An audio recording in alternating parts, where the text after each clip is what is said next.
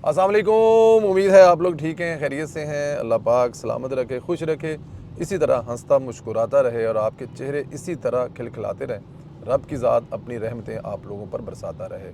गुजारिश करते हैं कि चैनल को सब्सक्राइब करें, बेल आइकन को प्रेस करें और ज़्यादा से ज़्यादा व्हाट्सअप ग्रुपों में लिंक शेयर करें और राय का इजहार किया करें। आजकल थोड़ा सा टाइमिंग ऊपर नीचे गड़बड़ हो रही है, उसकी माफ़ी इसलिए देनी है कि आपको पता है कि लाहौर की सड़कें, लाहौर की खूबसूरती देखने निकले हुए हैं, तो उसमें किसी टाइम जो है वो हमारा टाइम आगे पीछे हो जाता है। शौकत अजीज़ सिद्दीकी ने जो कि एक खुददार जज थे, उन्होंने नवाज शरीफ और मरीम नवाज़ के ख़िलाफ़ फैज़ हमीद का मोहरा बनने से इनकार किया था।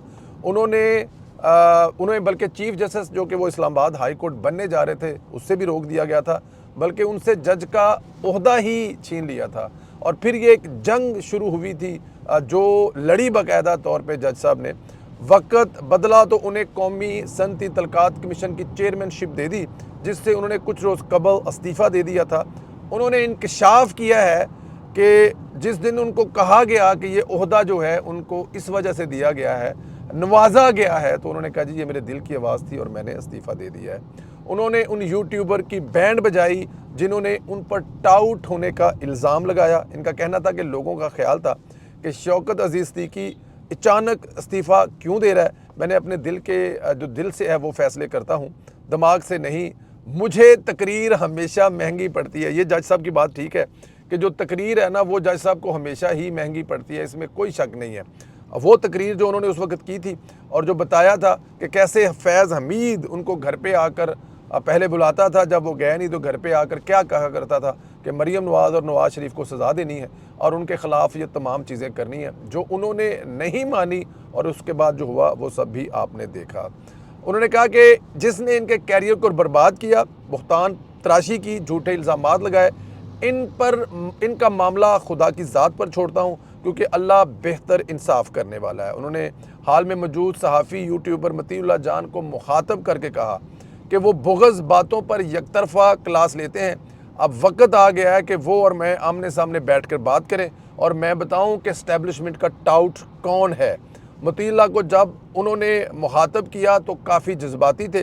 शहर इक़्तिदार में एक ऐसी तजवीज़ है कि जस्टिस शौकत अज़ीज़ सिद्दीकी को अगला चीफ इलेक्शन कमिश्नर बनाया जाए, क्योंकि इन जैसा ईमानदार सियासतदान कम ही मिलेगा। आप देखें ना कि मतीउल्लाह जान साहब जो हैं, मैं आपको पता नाम लेके कभी किसी की बात नहीं करते, हालांकि मैंने मतीउल्लाह जान के साथ ना कभी प्रोग्राम किया है, ना कभी चाय पी है, ना कभी उनके साथ कॉफ़ी पी है। मेरा ये असूल है, मैं कि जिसके साथ कॉफ़ी चाय पी लूँ मैं कभी उन पर तनकीद नहीं करता, मैं अभी भी तनकीद नहीं कर रहा। लेकिन मेरी ख्वाहिश है कि मतीउल्लाह जान साहब अपना माइक पकड़ें और चले जाएँ जस्टिस शौकत अज़ीज़ सिद्दीकी से, तो उनसे जवाब मांगें और उनसे पूछें कि उन्होंने कैसे कहा कि मैं बताऊंगा कि कौन सदीक एस्टेब्लिशमेंट का टाउट है, ताकि हमें पता लगे कि क्या मतीउल्लाह जान साहब तो कहीं ये काम नहीं कर रहे जो दूसरों पर इल्ज़ाम लगाते हैं। ये मेरी ख्वाहिश है कि वो ज़रूर जाएँ और उनसे ज़रूर इंटरव्यू करें और उनसे बात करें, ताकि आमने सामने टाकरा हो और दुनिया जो है वो सच देखे। सुहेल अफरीदी को अली अमीन गंडापुर ने झूठा साबित कर दिया। अफगानिस्तान से मुतल्लक घटिया मौक़िफ़ पर शट अप कॉल दी है। सुहेल अफरीदी ने गुज़श्ता दिनों कहा था कि अफगानिस्तान की सरजमीन दहशत गर्दी के लिए इस्तेमाल नहीं होती। अली अमीन गंडापुर ने कहा है कि उन्होंने अंसार अब्बासी से गुफ्तगू की है और उन्होंने कहा जी कि बिल्कुल वाज़ेह जो सबूत हैं वो हमारे पास मौजूद हैं। खैबर पख्तूनख्वा और मुल्क के दीगर हिस्सों में दहशत गर्दी के लिए अफ़गान सरजमीन जो है वो इस्तेमाल हो रही है। अली अमीन गंडापुर ने कहा है कि तहरीक तालिबान पाकिस्तान TTP अफ़गानिस्तान से पाकिस्तान के ख़िलाफ़ कार्रवाइयाँ जो है वो कर रही है और ये सब अफ़गान हुकूमत और तहरीक तालिबान अफ़गानिस्तान के इल्म में है और इनकी हमायत से हो रहा है। इनका कहना था कि न सिर्फ सूबाई बल्कि वफाकी हुकूमत को भी इन हक़ाइक़ का इल्म है। उन्होंने कहा कि साबिक़ वज़ीर आला की हैसियत से मैं इस बात की तस्दीक करता हूँ कि सूबाई और वफाकी हुकूमत दोनों के पास ठोस शवाहद मौजूद हैं। TTP अफ़गानिस्तान से पाकिस्तान और ख़ुसूसी खैबर पख्तूनख्वा में दहशत गर्दी की कार्रवाइयाँ हो रही हैं। सुहेल अफरीदी के पेशरो अली अमीन गंडापुर ने इस बात पर जोर दिया कि कालेदम दहशतगर्द तंजीम TTP अफ़गानिस्तान में मौजूद है। अफ़गान तालिबान के साथ अफ़गान हुकूमत भी अफ़गानिस्तान में TTP के मतलूबा दहशत गर्दों की मौजूदगी से मुकम्मल तौर पर आगाह है। उन्होंने मज़ीद कहा कि ये वो अफराद हैं जो पाकिस्तान में दहशत गर्द हमलों में मुलव्वस हैं। अफ़गानिस्तान में इनकी मौजूदगी के एक जो सबूत हैं, जो कागज़ों में हमारे पास एक सबूत है, वो एक हकीकत है। अली अमीन गंडापुर ने मज़ीद कहा कि खैबर पख्तूनख्वा में पेश आने वाले दहशतगर्दी के मतद जो वाक़यात हैं, इसमें अफ़गान शहरी मुलव्वस हैं और वो सब के सब सबूत दिए हुए हैं। दहशतगर्दों की सरगर्मियों के कई वाक़यात में अफ़गान शहरियों को हमने गिरफ़्तार भी किया है। गंडापुर ने इस बात पर जोर दिया कि ये महज इल्ज़ामात नहीं बल्कि शवाहद और सरकारी रिकॉर्ड से साबित शुदा हक़ाइक़ हैं। उनका कहना था कि ये पूरा मामला रिकॉर्ड पर मौजूद है। पाकिस्तान में दहशतगर्दी बिलखसूस TTP की क़यादत में होने वाली दहशतगर्दी और अफ़गानिस्तान के दरमियान तल्क़ात हक़ाइक़ की बुनियाद पर साबित हो चुका है। उन्होंने इस बात का एतराफ़ किया कि वफाकी हुकूमत ने अमन की बहाली के लिए मुज़ाकरात की कोशिशें की। वफाकी हुकूमत ने मुज़ाकरात की कोशिश की, लेकिन जो इसके नताइज हैं वो अब सामने आ रहे हैं। गंडापुर ने कहा कि जिस अंदाज में सुहेल अफरीदी का बयानिया ज़मीन बोस किया है, यूँ महसूस हो रहा है कि गंडापुर दोबारा सरगर्म हो रहा है और मुमकिन है कि वापसी भी हो जाए, क्योंकि सुहेल अफरीदी की नाअहली के हवाले से काफ़ी हद तक जो है वो पेशरफ्त हो चुकी है कि सुहेल अफरीदी साहब जो है वो 9 मई में मुलव्वस थे, बड़ी बुरी तरह मुलव्वस थे, और जो पेशावर में तबाही मचाई थी पाकिस्तान तहरीक इंसाफ के कारकुनों ने, वहाँ के उनके जो ज़ाहिर ओहदेदार थे, और उस वक्त वो मेरे ख्याल में, अगर मैं गलत नहीं हूँ तो सुहेल अफरीदी MPA थे, या वो अगर वो दूसरी दफ़ा MP हैं और अगर पहली दफ़ा MP हैं तो वो मतबल के तबाही जो है और उसके जो फ्रांसिक सबूत हैं वो सब के सब आप अपनी स्क्रीनों पर देख चुके हैं, बार बार देख चुके हैं।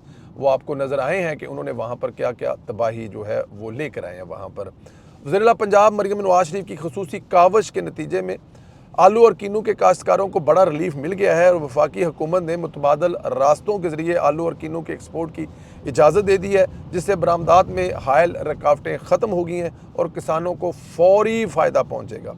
हुकूमत पंजाब ने आलू और कीनू की एक्सपोर्ट की मज़ीद आसान बनाने के लिए वफाकी हुकूमत से आला सतह कमेटी कायम करने की बाज़ाब्ता तौर पर दरख्वास्त दी है। यह कमेटी वज़ीर-ए-आज़म की सरबराही में कायम की जाएगी, जिसमें मुतल्लिका वज़ारतों और तमाम स्टेक होल्डर्स को नुमाइंदगी देने की तजवीज़ पेश की गई है, ताकि फ़ैसले ज़मीनी हक़ाइक़ के मुताबिक हो। वफाकी जो पंजाब की हुकूमत ने बैनुल-अक़वामी मंडियों की तलाश, एक्सपोर्ट और अखराजात में कमी, रोज़ाना की बुनियाद पर दरपेश मसाइल के हल के लिए अमली इक़दामात की भी अपील की है। मनसूबा मकसद ये है कि आलू और कीनू की बरामदात से ज़्यादा ज़र मुबादल हासिल हों और काश्तकारों को बर वक्त अदायगियाँ मुकम्मल बनाई जा सकें। अदाद-ओ-शुमार के मुताबिक पाकिस्तान में आलू और कीनू की मजमूई पैदावार तकरीबन 95% सूबा पंजाब में होता है। रवां साल पंजाब में आलू की पैदावार 12 मिलियन टन, कीनू की पैदावार 4 मिलियन टन मुतवक्का है, जो मुल्क की मईशत के लिए एक बड़ा अहम किरदार अदा करती है, अगर हम इसको वक्त पर बेहतर और अच्छी मार्केटों में एक्सपोर्ट कर सकें। वज़ीर-ए-आला पंजाब मरियम नवाज शरीफ ने कहा है कि आलू और कीनू के काश्तकारों की मेहनत को हम हरगज़ रायगा नहीं जाने देंगे।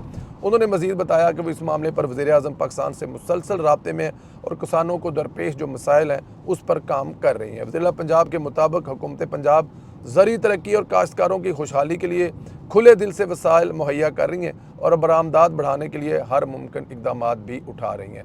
देखिए, ये विज़न होता है, ये वज़ीर-ए-आला की जॉब है, ये वज़ीर-ए-आला का काम है कि वो मंडियाँ ढूंढें और उनकी जो प्रोडक्ट है वो पूरी दुनिया में लेके जाएं। आप अपनी प्रोडक्ट के हवाले से पूरी दुनिया में मशहूर हैं, जैसे कि टेक्सटाइल है। दुनिया में कौन सा मुल्क है जहाँ पर पाकिस्तानी टेक्सटाइल नहीं जाते? आप अब यूरोप में कुछ ज़ारा से, मैंगो से या बहुत सारे दूसरे स्टोरों से अगर शर्ट ख़रीदते हैं या बुनियान ख़रीदते हैं या सॉक्स ख़रीदते हैं या कोई और चीज़ ख़रीदते हैं तो मेड इन पाकिस्तान नज़र आता है। आप होगो बॉस से, ये जैकेट जो मैंने पहनी हुई है, ये होगो बॉस की आप जो 400 यूरो की जैकेट ले रहे हैं, अब 400 यूरो जो है मतलब आप हिसाब लगा लें कितने पैसे बनते हैं 330 के हिसाब से। मज़े की बात यह है कि ये भी पाकिस्तान की बनी हुई है। इसके अलावा बहुत सारे दूसरे, आप नाइक से, आप छोड़े बारी दुनिया को, ये आप जो फुटबॉल का वर्ल्ड कप है, आपकी वो जो कंपनी है जिसका वर्ल्ड कप में फुटबॉल इस्तेमाल होना है, वो अभी से सऊदी अरब में जाके अपना दफ्तर बना के बैठ रही है, क्योंकि अगला जो वर्ल्ड कप फुटबॉल का सऊदी अरब में होना है उसके लिए अभी से तैयार होकर बैठे हैं। अब इससे अंदाज़ा करा लें।